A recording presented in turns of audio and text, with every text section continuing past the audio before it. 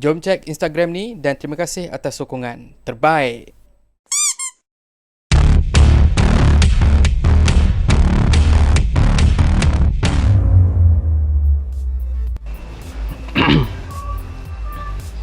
Assalamualaikum guys, welcome back. Aku ingat bila Menteri Komunikasi dan Multimedia Malaysia betulkan kenyataan benda dah settle, rupanya ada lagi yang nak menghangatkan pentas gitu. Kalau sebelum ni, jawapan dari Menteri Komunikasi dan Multimedia Malaysia Yang Berhormat Saifuddin Abdullah yang memaklumkan content creator tak kira YouTube, TikTok dan sebagainya perlu memohon lesen dari Finas mendapat kecaman netizen.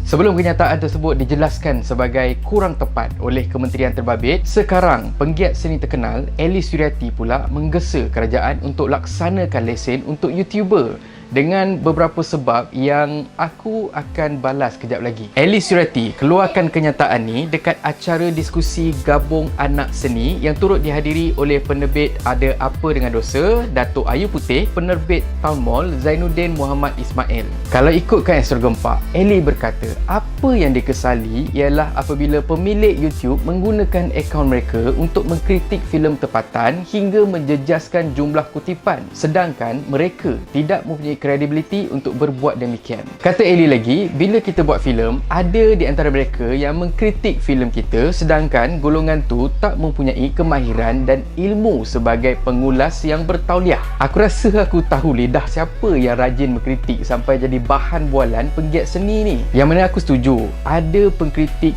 filem yang terus melabelkan filem sebagai sampah dan menghasut penonton supaya tak pergi tengok filem tu.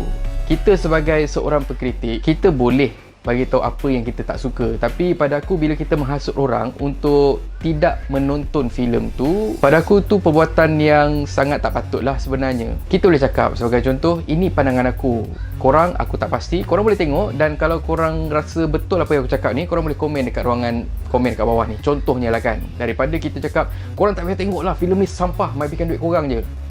Aku tak setuju dengan cara macam tu. Tapi kan Kak Elly, kalau nak kata tak bertauliah, berapa ramai penerbit dan pengarah filem yang masuk buat filem ni sebenarnya tak ada qualification untuk buat macam tu. Rasanya Kak Elly pun sedar sebab hal ni berlaku dekat industri Kak Elly kan. Sebenarnya manusia yang tak bertauliah dekat industri macam ni lah sebenarnya yang buatkan kami, content creator yang tak bertauliah ni, fed up dan berkongsi pendapat kami pada followers dan subscribers supaya ramai lagi yang tak tertipu. Jujurnya aku dulu pun suka tengok filem Melayu, tapi lepas banyak filem yang indah khabar dari rupa, aku stop tengok. Aku memang kecewa sangat-sangat sebenarnya. Berapa ramai penggiat seni yang katanya bertauliah ni yang dah makan duit produser baru, katanya boleh hasilkan produk berkualiti, tapi bila keluar hasilnya sampah.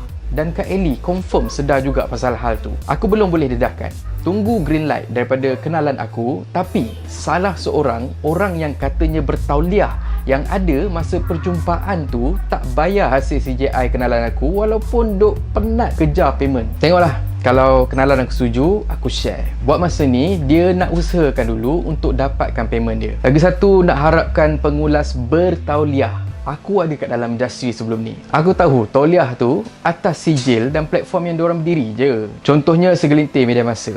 Kalau penggiat seni tu dia suka, dia punya sembang elok je. Tapi kalau dia tak suka, dia kritik ataupun depa buat tak tahu. Itu yang industri bertauliah jadi sampah tu. Aku boleh go on and on pasal tauliah ni, tapi aku simpan dululah. Poin seterusnya, ini mengikut jirancakap.com pula, Elly mengatakan antara penambahbaikan tu, menteri diseru melaksanakan lesen pengguna YouTube kerana mereka berjaya dengan kandungan kreatif disiarkan. Macam ni kan? Memang dekat YouTube boleh buat duit. Tapi lagi sekali kan, akak pun arif pasal industri seni.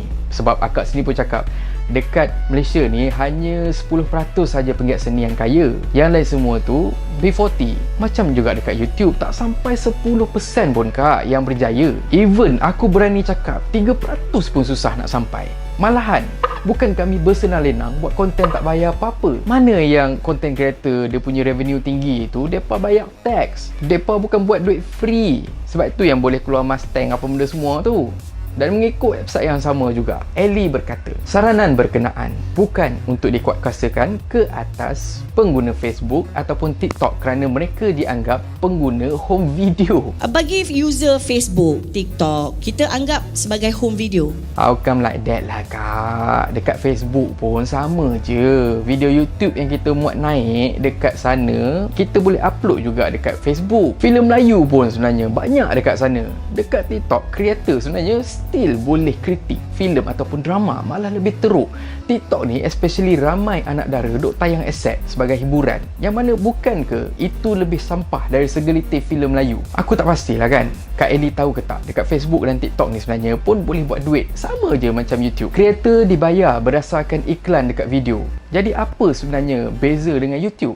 Ramai je sebenarnya yang upload video peribadi dorang, so called home video dekat sana. Jadi apa perbezaan sampai boleh pula YouTubers kena lesen, Facebooker and TikTokers tak payah? Banyak lagi puan weh, serius. Tapi aku simpan dulu kalau ada statement daripada penggiat seni yang lain. Tapi apa pun aku faham kepentingan lesen YouTube bagi Kak Ellie. Kalau dilaksana pun aku tak ada masalah.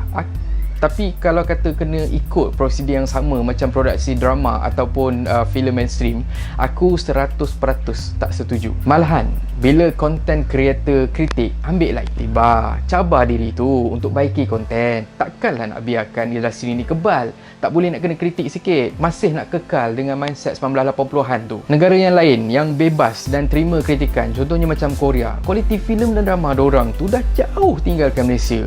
Dan contoh macam aku rajin layan filem Filipina yang mana konsep dia sama je dengan Malaysia, tak jauh beza pun, tapi lebih menghiburkan dan bertauliah dari Malaysia. Jadi jawab soalan ni, bila Malaysia nak maju, kalau kita nak kritik je, kita kena apply lesen. Dan akhir kata pepantun, tinggi-tinggi burung terbang, jangan lupa sarang di darat. Sembang boleh sebarang sembang, tapi fakta biar kasih tepat. Dan kalau korang suka konten yang ada dalam channel ni, please consider to subscribe, okay? So thank you very much for watching and have a nice day. Mai sini budak tak betul ya. Saya okey. Macam Nak tak Donivia Channel shoutout Instagram korang? Cara dia mudah je. Subscribe Donivia Channel, turn on notification, komen bawah ni dengan type nama Instagram korang beserta ucapan kurang daripada 20 patah perkataan. Akaun terpilih akan dimasukkan ke latest video Donivia Channel. Jom try!